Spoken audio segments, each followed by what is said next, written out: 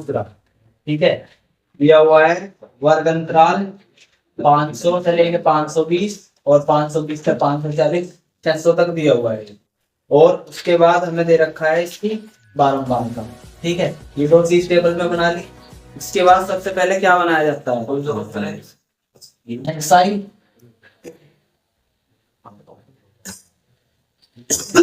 एक्साई निकालने के लिए क्या करेंगे, इन दोनों को जोड़ेंगे, यहाँ पे क्या कर देंगे, अद्धा कर देंगे, ठीक है।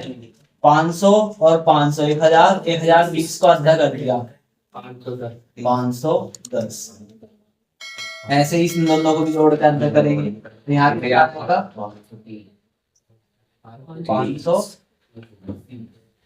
ये गैप कितने का है 20 का, और वहां पे 40 का 550 70 590, ठीक है। अब देखो अगर इस मेथड इससे ये जो लिखा है आपने 12 की गुणा किसमें करनी 510 में, अगर डायरेक्ट मेथड से करेंगे 12 की गुणा 510 में करनी पड़ेगी, फिर 14 की गुणा 530 में होगी, फिर 8 की, फिर 6, ऐसे करके सबकी गुणा होगी। तो सारे के सारे जो मान है क्या आएंगे 5000 से बड़े, फिर उन 5000 से बड़े मान को क्या करना पड़ेगा, जोड़ना पड़ेगा, और जोड़ने के बाद निकाल लोगे, तो ये तो प्रत्यक्ष है, ठीक है। अब आप क्या करोगे, एक नई विधि लगाओगे, इसमें आप क्या करोगे, एक अपनी तरफ से माध्य मान लोगे, ये कितने हैं 1 2 3 4 5, हमेशा बीच वाली संख्या को हम माध्य मान कर लेंगे, तो हम इसे कहेंगे कि ये a है, ठीक है। इसको अगर हम a मान लेते हैं तो हम यहाँ पे लिखेंगे डी आई बराबर X I minus A,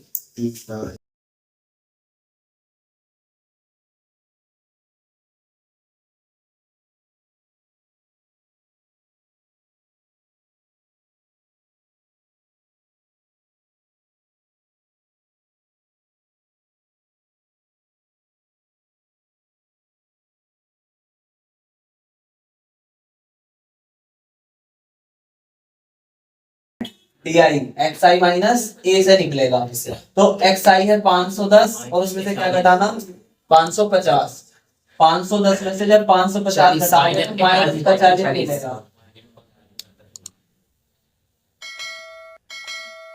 minus का 40 और उसके बाद माइनस 20 0 20 और 40, ठीक है।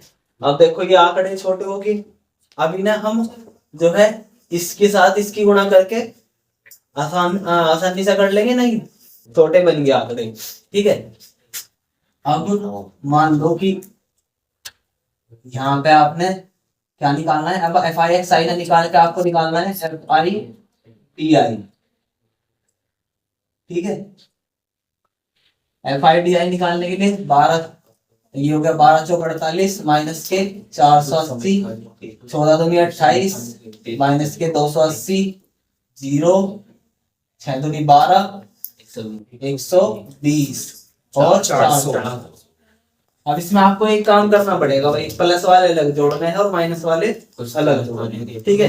देखो प्लस वाले कौन है, कितने हो जाएंगे 520 और माइनस वाले कितने हैं 760, ठीक है।